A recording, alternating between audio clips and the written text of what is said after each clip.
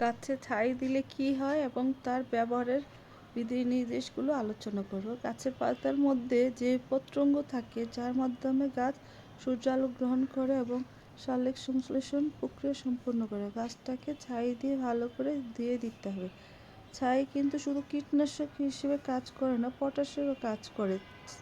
ছাই কিন্তু কোনো ফুলের মধ্যে দেওয়া যাবে না, এতে পলিনেশনের বাধাপ্রাপ্ত হয়। মৌমাছি, ভ্রমরা এরা ছাইয়ের গন্ধ পেলে সেই ফুলে আর বসে না, তাতে করে আর পলিনেশনটা হয় না।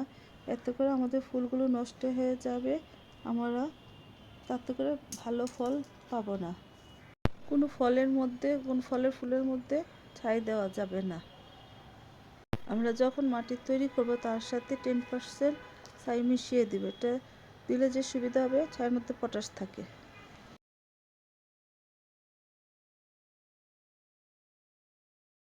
বিসমিল্লাহির রহমানির রহিম। আসসালামু আলাইকুম। আজকে আমার ছাদের গাছে জাপ পোকার জন্য, আক্রমণ থেকে রক্ষা পাওয়ার জন্য আমি ছাদে ছাই ব্যবহার করব। সেই ছাই গাছে দিলে কী হয় এবং কীভাবে ব্যবহার করা যাবে সেই নিয়ে আমি বিস্তারিত আলোচনা করব। চলে আসলাম মূল ভিডিওতে। খুবই সাধারণ একটা তথ্য, সবাই হয়তো জানেনই না। গাছে কখন ছাই ব্যবহার করতে হবে?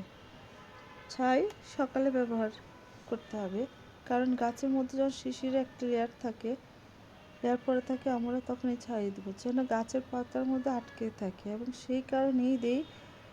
এই জন্য আমরা যখন ছাই প্রয়োগ করব সকালের দিকেই করব, দুপুর ও বিকালে করা যাবে না। কোন কোন গাছে ছাই ব্যবহার করা যাবে?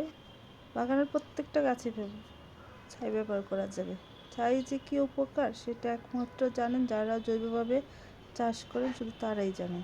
ছাই গাছের পাতার পোকার আক্রমণ রোধ করে। পাতা কুঁকড়ে যায় যে সমস্ত গাছে, স্পেশালি যা পোকা আক্রমণ করলে আমাদের বেগুন গাছ, সিম গাছ, মরিচ গাছের পাতা কুঁকড়িয়ে যায়। এই আক্রমণ থেকে রক্ষা পাওয়ার জন্য আমরা আমাদের বাগানের প্রত্যেকটা গাছে ছাই ব্যবহার করতে পারি। তবে এই ছাই ব্যবহারে কিছু নির্দেশ আছে, বিধি নিষেধ আছে। চুলা থেকে বের করেই সেই ছাই ব্যবহার করা যাবে না, পুরনো ছাই ব্যবহার করার চেষ্টা করব।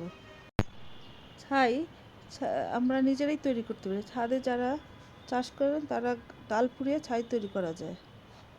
তবে আরেকটা প্রশ্ন হচ্ছে, ছাই গাছে কতদিন রাখা যাবে?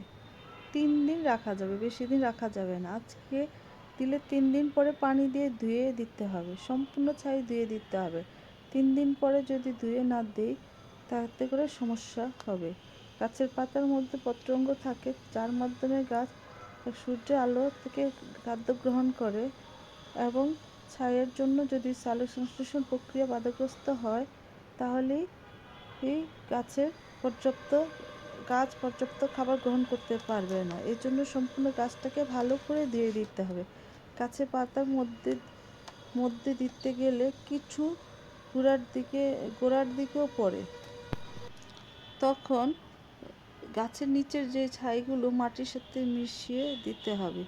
ছাই কিন্তু শুধু কীটনাশকের কাজ করে না, পটাশের কাজও করে।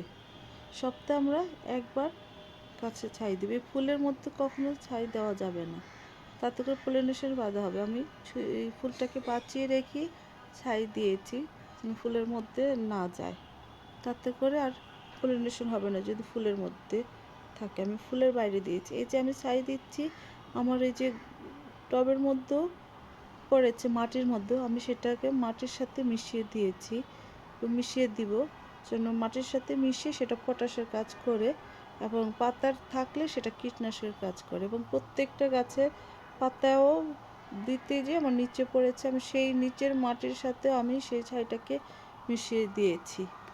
মিশিয়ে দিলে হবে কি, এই যে মিশিয়ে দিচ্ছি মাটির সাথে, থেকে পটাশের কাজ করবে। ছাই কীটনাশকের কাজ শুধু করে না, পটাশের কাজও করে। মাটির উর্বরতা বাড়ায় এবং ফাঙ্গাস ভাইরাস দূর করে। তাতে করে আমার দুইটা লাভই হয়েছে, কীটনাশকের কাজও হয়েছে, পটাশের কাজও হয়েছে। গাছ দুইটা খাবারই একসাথে পেয়েছে। আমি এই যে সিম গাছও দিয়েছি, সিম গাছে প্রচুর জাপ পোকা আক্রমণ হয়। এই আক্রমণ থেকে রক্ষার জন্য আমি ছাই ব্যবহার করি।